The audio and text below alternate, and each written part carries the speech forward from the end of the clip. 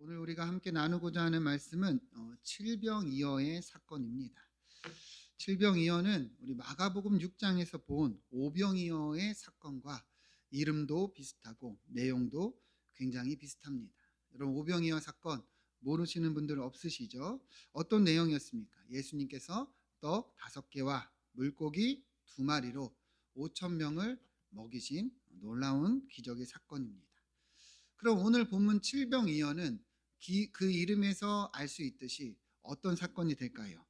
떡 7개와 물고기 2마리로 또 예수님께서 행하신 기적에 대한 내용을 담고 있습니다. 그럼 이 두 사건의 차이가 무엇인가? 왜 너무도 비슷한 내용이 이 6장과 8장에서 기록되어 있는가? 마가는 왜 이것을 기록하여 무엇을 이야기하고 있는가? 그래서 어떤 성경을 비판하는 학자들은 이 내용이 너무 똑같다고 성경에 오류가 있다 이렇게 이야기도 하는데요. 정말 그러한가? 오늘 우리가 이러한 부분을 좀 나누어 보고자 합니다. 여러분, 먼저 오병이어 사건 한번 기억을 해보면 그 의미가 무엇입니까? 예수님께서 단순히 떡 5개와 물고기 2마리로 5천 명을 먹이신 그런 기적이 아니다 했는데요. 이 기적은 예수 그리스도가 누구인지를 보여주는 거예요. 예수님이 누구이십니까? 하나님의 아들이십니다. 여러분, 믿으십니까? 하나님의 아들이시기에 이러한 기적을 행할 수 있는 것이죠. 나아가 이 기적은요, 예수 그리스도께서 우리에게 베푸시는 구원을 의미합니다. 주님은 이 땅에 생명의 떡으로 오셨다 분명히 얘기를 합니다. 요한복음 6장 47절부터 보면 진실로 진실로 너희에게 이르노니 믿는 자는 영생을 가졌나니. 여러분, 믿으십니까? 그럼 여러분 안에 뭐가 있는 거예요? 영생이 있는 줄 믿습니다. 그것을 위해서 주님은 분명히 말씀하셨어요. 내가 곧 무엇이다? 생명의 떡이다. 그래서 너희 조상들은 광야에서 만나를 먹었지만 죽었다. 그러나 하늘에서 내려오는 떡이 예수 그리스도임을 말씀하시면서 먹고 죽지 아니하게 하는 것이라 분명하게 말씀하고 있다는 것이죠. 여러분, 이것이 오병이어의 참 의미입니다. 예수님이 십자가에서 우리를 위해서 죽으시고 그래서 우리를 대속하셔서 믿는 모든 자들에게 구원을 허락해 주셨습니다. 그래서 주님께서 떡을 축사하여 나누어 주듯이 자신의 몸을 떼어 우리를 구원해 주시는 의미가 이 오병이어라는 것이죠. 요한복음 3장 16절 말씀 같이 한번 읽어볼까요? 요한복음 3장 16절. 시작. 하나님이 세상을 이처럼 사랑하사 독생자를 주셨으니 이는 그를 믿는 자마다 멸망하지 않고 영생을 얻게 하려 하심이라. 아멘. 요한복음에서도 분명히 얘기를 하죠. 하나님이 세상을 사랑하셔서 예수 그리스도를 보내셔서 그를 믿는 자에게 멸망치 않고 영생을 허락해 주신다. 이것이 오병이어의 참 의미가 되는 것입니다. 그래서 우리가 성찬식도 어떻게 합니까? 떡을 떼고 잔을 마시죠. 왜 떡을 떼고 잔을 마십니까? 예수님이 우리를 위해서 자기의 몸을 내어주셨고 우리를 위해서 그 피를 흘려주셨기 때문에 우리가 그것을 기념하고 그리고 우리가 받은 구원을 감사하는 것이죠. 자, 그래서 오병이어가 이제 궁극적으로 그것을 상징하는데, 그럼 오늘 본문인 칠병이어는 어떤 의미를 가지고 있는가 우리가 조금 더 나누어 보고자 하는데요. 자, 1절 말씀을 같이 한번 읽어보겠습니다. 시작. 그 무렵에 또 큰 무리가 있어 먹을 것이 없는지라 예수께서 제자들을 불러 이르시되. 아멘. 자, 그 무렵이라고 시작이 되죠. 그 무렵이라는 것은 이제 지난 본문과 이어지는 이제 내용을 말하는 건데요. 지난주 우리 말씀 나누었지만 예수님께서 데가볼리라는 지역에서 귀가 먹고 말이 어눌한 사람을 고쳐주셨습니다. 예수님이 뭐라고 소리치면서 고쳐주셨죠? 에바다. 그죠? 기억하시죠? 자, 그 무렵에 예수님께서 그 사람을 고쳐주셨을 때에 이렇게 큰 무리가 또 거기에 있었다는 거예요. 예수님을 만나러 온 많은 사람들이 있었다는 건데요. 여러분 잘 보세요. 자, 데가볼리는 어떤 지역이라고 했습니까? 이방 지역이다 했습니다. 그죠? 그러니까 이 이방 지역에도 주님을 만나러 온 많은 이방인들이 큰 무리가 있었다는 것을 알 수 있는 거죠. 그러니까 이것이 오병이어의 때와 이제 구분이 되는 부분이에요. 오병이어 때는 어떠했습니까? 예수님이 행하신 이 지역이, 이 기적을 행하신 지역이 벳세다였어요. 그러니까 유대인들이 사는 지역이었어요. 그러니까 대상들도 누구였습니까? 유대인들이었어요. 그런데 오늘 본문은 어떤 거예요? 지역이 이방 지역입니다. 대상은 누구예요? 주님께 나온 이방인들입니다. 예수님은 딱 집어서 멀리서 온 사람들도 있다고까지 말씀을 하셨는데요.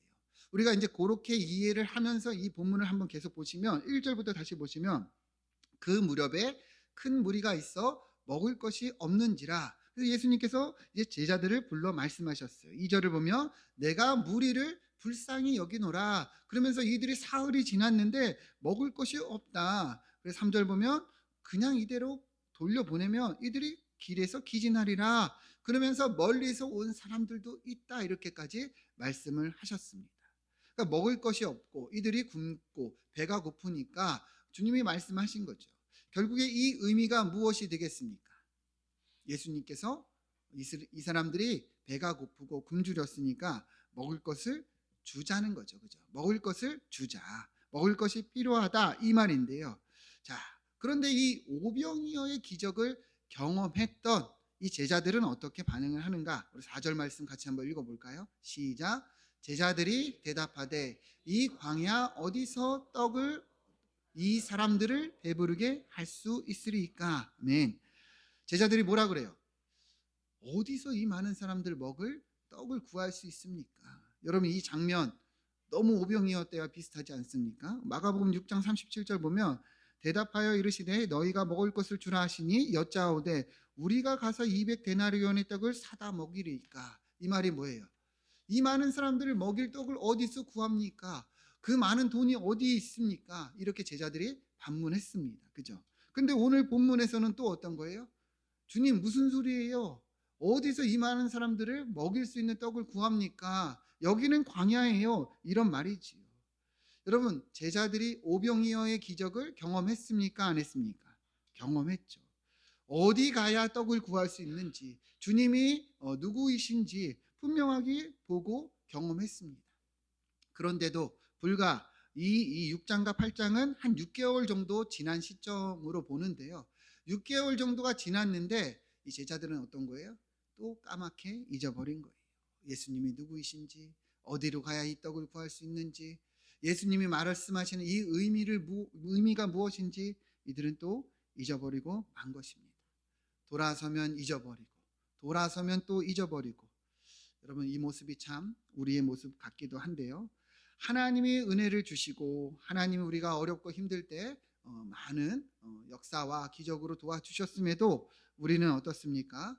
이 제자들의 모습과 다르지 않죠. 돌아서면 또 잊어버리고 그리고 또 힘들 때 다시 주님을 찾고 이런 것이 우리의 모습인데요. 다시금 본문을 보면서 우리도 예수님을 분명하게 바로 볼 수 있기를 축원드립니다. 그래야 계속 본문을 보면 제자들이 예수님의 이 뜻을 또 알지 못하고 또 잊어버렸어요. 그래서 예수님께서 다시 오병이어 때처럼 똑같이 말씀하십니다. 5절 보시면 예수님이 이 제자들에게 물으십니다. 너희에게 떡 몇 개가 있느냐? 완전히 똑같죠. 그죠? 그런데 이번에는 몇 개가 있다고 그러게 합니까? 7이로소이다. 7개 있다는 거예요. 그래서 예수님께서 6절을 보면 무리로 앉게 하시고 이 떡을 또 축사하셔서 제자들로 나누어 주게 하십니다. 그래서 제자들이 이제 이 떡을 들고 무리들에게 나누어 주는데요. 근데 7절을 보면 오병이어 때와 또 똑같이 생선 2마리가 있어서 예수님께서 여기에도 축사하셔서 많은 사람들에게 먹고 나누게 하셔서 몇 개가 남았다 얘기합니까? 7광주리를 거두었다. 이게 이제 차이점이 되겠죠. 그리고 먹은 사람이 몇 명이래요? 4,000명. 이 4,000명이면 장정의 수만 파악한 것으로 볼 때는 오병이어 때처럼 뭐 한 2만 명 가량 정도가 그렇게 배부르게 먹었다는 것을 알 수가 있는데요. 여러분 완전히 오병이어 때와 비슷하기도 하고 조금 다르기도 하고 그렇죠. 그럼 이 의미가 무엇인가? 여러분 앞서 차이점은 뭐라 그랬어요? 지역과 대상이 다르다. 지역이 여기는 이방 지역 데가볼리고 대상들도 이방인들이다 라는 것을 분명히 이야기를 했죠. 그러니까 오병이어의 의미를 가지고 이 칠병이어의 이 기적을 바라보면 내용이 똑같은 거예요. 오병이어 때도 어떤 의미였어요? 예수님이 베푸시는 구원이죠. 그죠? 근데 대상이 누구였습니까? 유대인들이었죠. 그런데 이 칠병이어 때는 어떤 거예요? 똑같이 예수님께서 베푸시는 구원을 상징하는데 이제는 그 대상이 유대인들뿐 아니요 나아가 이방인들까지도 향하고 있다는 것을 본문은 분명하게 말씀하고 있다는 거예요. 여러분 이 의미가 이해가 되십니까? 여러분 잘 보세요. 마가복음 6장에서 오병이어의 기적을 이야기를 했습니다. 오늘 본문 8장에서 이 칠병이어의 기적을 이야기하고 있습니다. 7장에서 어떤 일들이 있었어요? 이 의미가 확장되는 그 내용을 보여주는데요. 7장에서는 예수님이 장로들의 전통으로 인해서 예수님과 이들 사이에 갈등이 일어났어요. 그죠? 그래서 예수님께서 분명하게 하나님이 원하시는 것이 무엇이냐? 너희의 그런 외식과 전통이 아니라 정말 주님 앞에 진심을 쏟는 것을 알게 하시면서 한 사람을 보여주셨는데 그게 바로 수로보니게 여인이었어요. 이 이방 여인이요 주님의 발 앞에 엎드려서 간절히 간구했습니다. 주님은 자식에게 줄 것을 개에게 주지 아니한다고 그렇게 유대인들이 생각하는 그 지식대로 이를 부정하다 말하였지만 이 여인은 그러함에도 이 개들도 부스러기를 먹지 않냐고 하면서 주님 앞에서 간절하게 그 믿음을 나아가 이 여인의 딸이 고침을 받았죠. 그러니까 주님이 바라시는 게 무엇입니까? 이 선민이라는 유대인들의 그 의식이 아니라는 거예요. 어떤 민족이나 혈통이 아니라는 거예요. 주님 앞에 진심으로 나오는 모든 이들을 주님은 기뻐 받으신다는 것을 분명히 보였죠. 그리고 지난주 본문에서 귀가 먹고 말 더듬는 한 이방인을 주님이 고쳐주셨죠. 에바다 소리치시며 그가 완전히 회복되었습니다. 여러분 이 의미가 뭐라 그랬어요? 죄로 인해 깨어진 이 세상, 망가진 세상을 주님이 다시 회복해 가신다는 것이죠. 그죠? 그렇기 때문에 주님께서 이 사람을 바라보시며 탄식하시면서 그래서 고쳐주셨어요. 근데 그 대상이 누구였어요? 또 이방인이었다는 거예요.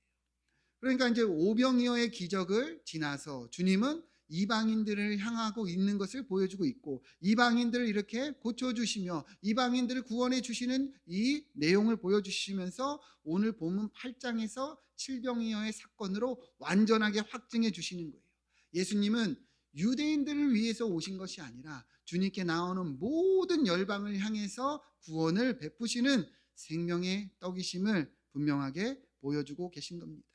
그래서 무슨 차이가 있느냐? 오병이어 때는 떡 몇 개로 역사하셨습니까? 5개죠. 그죠? 이 신학적으로 보면 이 5개는 5는 유대인들에게 있어서 율법, 이 모세 오경을 뜻하는 겁니다. 그러니까 떡 5개로 이렇게 행하신 것은 유대인들을 대상으로 하는 거예요. 그리고 몇 바구니가 남았죠? 12바구니. 이 12바구니는 이스라엘의 12지파를 의미하는 거예요. 근데 오늘 본문에서는요 7개의 떡과 7광주리가 남았다고 얘기를 합니다.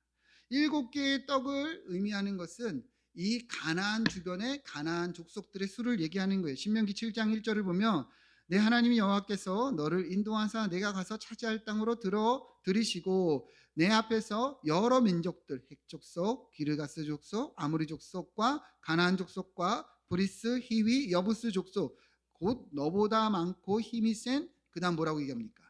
7 족속을 쫓아내실 때에 그러니까 예수님께서 이 7개의 떡으로 행하신 것은요 이 7 족속 나아가 이 이방 민족들을 상징하는 의미를 갖고 있는 거예요. 이해가 되십니까? 그러니까 오병이어는 유대인들에게 베푸시는 구원을 의미하면 칠병이어는 이방인들 모든 열방을 향해서 베푸시는 구원을 의미한다. 이렇게 알 수 있는 것이죠. 특히 남은 양이 오병이어는 12바구니, 12지파를 얘기하는 거고 그리고 7광주리는 그러면 당연히 이 7족속 이방인들을 의미하는 건데요.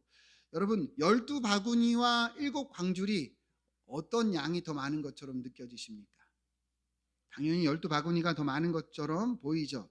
근데 원어로 보면 12바구니에서 이 바구니는 코피노스라는 단어로 그 손으로 이렇게 들고 다니는 바구니를 의미합니다.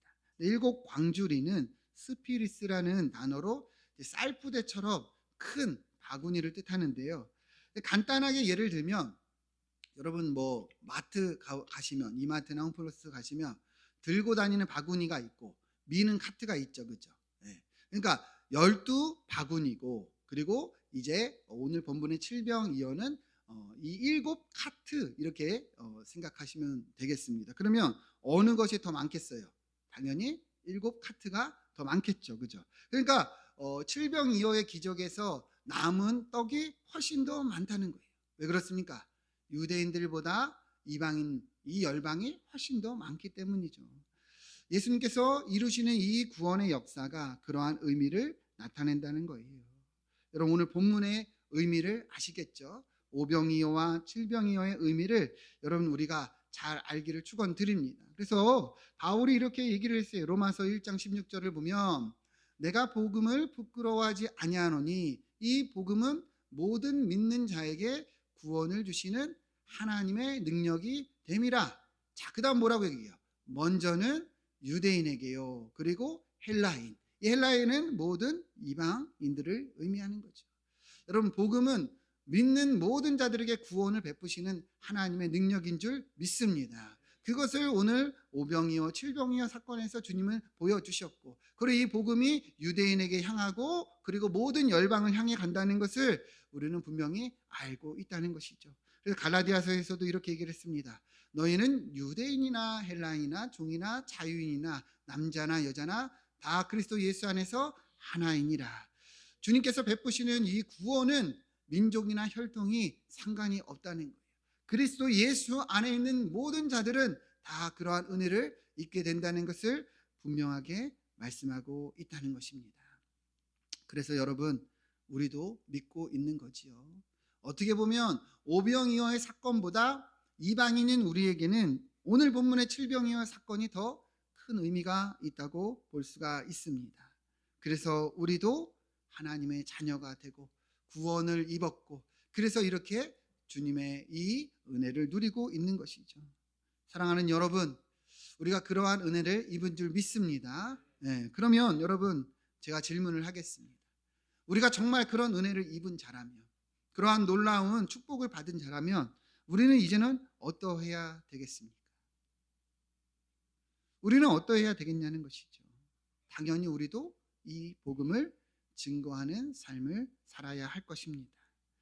우리도 이 은혜를 받은 자라면 당연히 은혜를 전해야겠지요. 마가복음 16장 15절 보면 같이 한번 읽어보겠습니다. 시작. 또 이르시되 너희는 온 천하에 다니며 만민에게 복음을 전파하라. 아멘.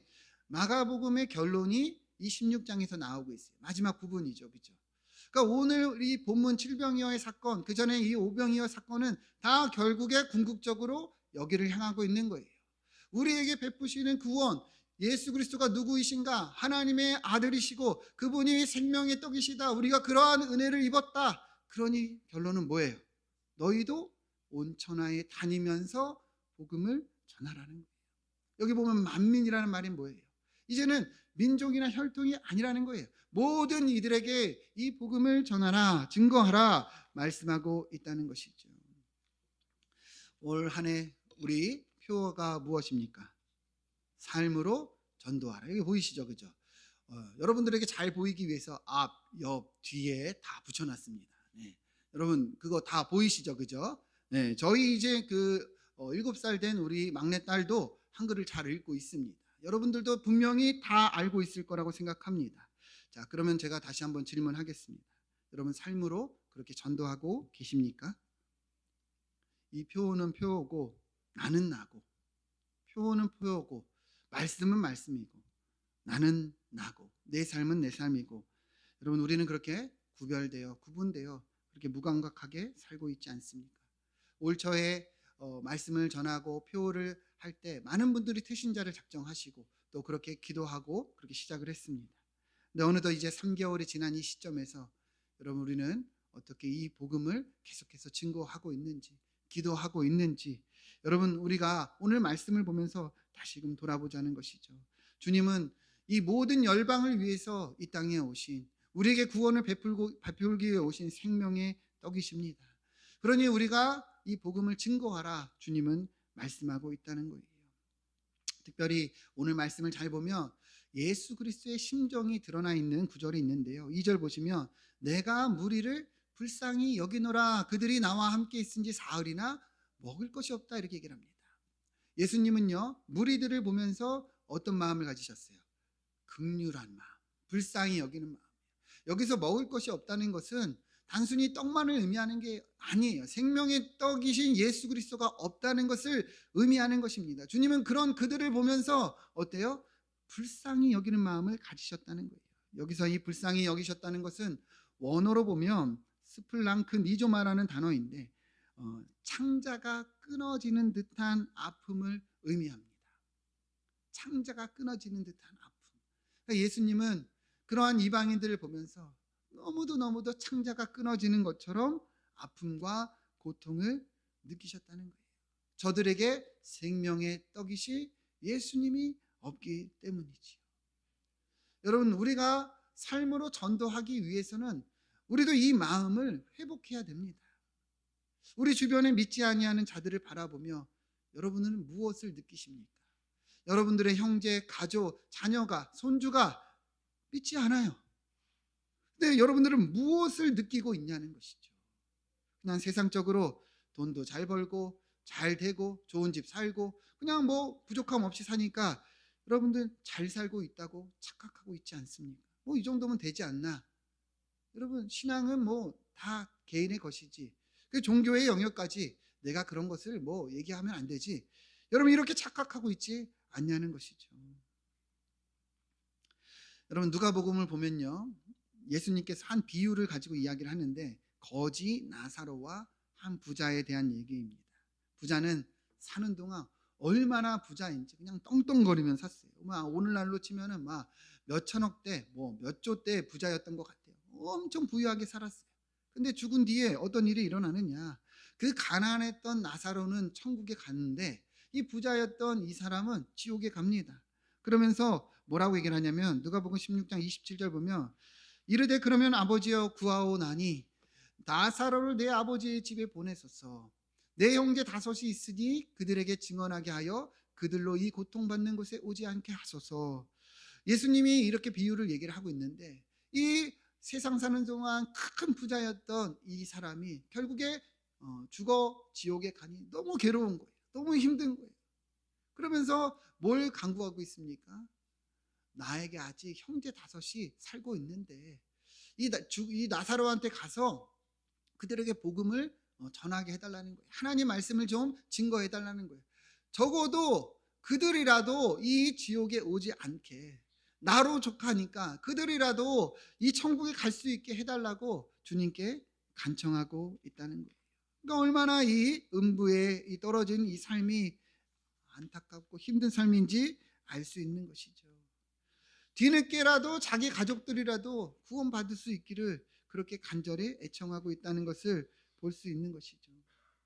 여러분 말씀이 우리에게 이것을 분명하게 이야기하고 있는 거예요. 우리도 그러니 분명하게 볼 수 있어야 되는 거죠. 아무리 여러분 이 세상 사는 동안에 부유하고 많은 것을 누리고 가진다 한들 그것이 죽어서 무슨 소용이 있겠냐는 거예요. 하나님을 모르고 생명의 떡이신 예수님이 그 사람의 삶에 없다면 이후에는 무서운 심판만이 있다는 것을 성경은 분명하게 우리에게 말하고 있다는 것이죠. 그런데 여러분 어떻습니까? 애통하는 심정을 가지고 있습니까? 우리 주님처럼 창자가 끊어지는 듯한 그런 아픔, 그런 고통을 여러분들은 느끼고 있냐는 것이죠. 여러분들의 가족이 아직도 믿지 않고 여러분들의 자녀가, 손주가 교회에 다니지 않고 여러분들의 가까운 친구와 지인들이 세상의 가치와 기준으로 여전히 살아가고 있는데도 여러분 아무런 감정이 없다면 이것을 우리가 어떻게 해야 되냐는 것이죠. 기도의 자리에 나와서 여러분 눈물로 기도해야 되지 않겠습니까? 여러분들의 자리에서 여러분들의 삶으로 이 복음을 증거해야 되지 않겠냐는 것이죠. 우리 로마서 10장 13절부터 보면 누구든지 주의 이름을 부르는 자는 구원을 받으리라. 아멘. 여러분 누구나 어느 민족이나 어떤 사람이나 예수를 부르면 구원을 받습니다. 여러분 믿으십니까? 그런데 잘 보세요. 그런즉 그들이 믿지 아니하는 일을 어찌 부르고 듣지도 못한 일을 어찌 부르고 전파하는 자가 없지 들으리요. 이렇게 얘기를 합니다. 누구나 구원을 받을 수 있어요. 예수 이름만 믿으면 부르면 구원을 받아요. 근데 그 사람들이요, 예수님을 모른다는 거예요. 듣지를 못했다는 거예요. 그런데 어떻게 부르고 구원을 받을 수 있느냐? 분명하게 말씀하고 있는 거예요. 누가 전해야 된다는 거예요? 우리가 전해야 된다는 거예요. 15절 보면 보내심을 받지 아니하였으면 어찌 전파하리요? 역설적으로 얘기합니다. 그럼 우리는 보내심을 받은 자입니까? 아닙니까? 받은 자이죠. 보내심을 받은 자들이 전파하지 않는데 어찌 그들이 듣고 믿고 주님께 나아갈 수 있겠냐는 거예요. 여러분, 분명히 말씀합니다. 아름답도다 좋은 소식을 전하는 자들의 발이여. 우리가 이 주님의 명령을 따라 복음을 전할 때 주님은 이처럼 아름답다 말씀하고 계신다는 거예요. 사랑하는 여러분, 우리가 전해야 할 줄 믿습니다. 우리도 그렇게 믿게 된 거잖아요. 누군가가 우리에게 그 복음을 전해 주었기 때문에 여러분과 저도 지금 이 자리에 있는 거 아니겠습니까? 사실 이것이 쉬운 일이 아니죠. 나를 낮춰야 돼요. 어떨 때는요, 눈치도 보고 자존심도 상하고, 어떨 때는 이 복음을 증거하는 것이 정말 여간 어려운 일이 아니에요. 그러나 여러분, 우리가 먼저 그 은혜를 입은 자인 것을 알기를 축원드립니다. 그래서 우리도 빚진 자로 우리가 한없이 낮아지면 낮아지는 것을 개의치 아니하며 복음을 증거하는 거예요. 여러분, 그냥 무작정 예수 믿으세요 한다고 누가 믿습니까? 여러분들이 예수 믿는 자의 삶을 살 때 믿어지는 것이죠. 여러분들이 삶으로 선을 행하고 정말 삶으로 여러분들의 주변을 돕고 나누고 그들의 마음을 공유하고 공감하고 그리고 그 사랑을 실천할 때 복음이 증거될 수 있는 거예요. 여러분, 오늘 칠병이어의 의미를 마음에 새기기를 축원드립니다. 예수님은 유대인들 뿐 아니라 모든 열방을 구원하시기 위해 이 땅에 오신 생명의 떡이십니다. 누구든지 그의 이름을 부르는 자는 구원을 받습니다. 그러는데 듣지 아니하는 이를 어떻게 믿냐는 거예요. 주님은 우리로 천하 만민에게 복음을 증거하라 말씀하셨습니다. 우리도 우리 삶으로 복음을 증거하고 나눌 때 우리의 삶의 칠병이어의 역사가 일어나게 될 줄 믿습니다. 기도하겠습니다.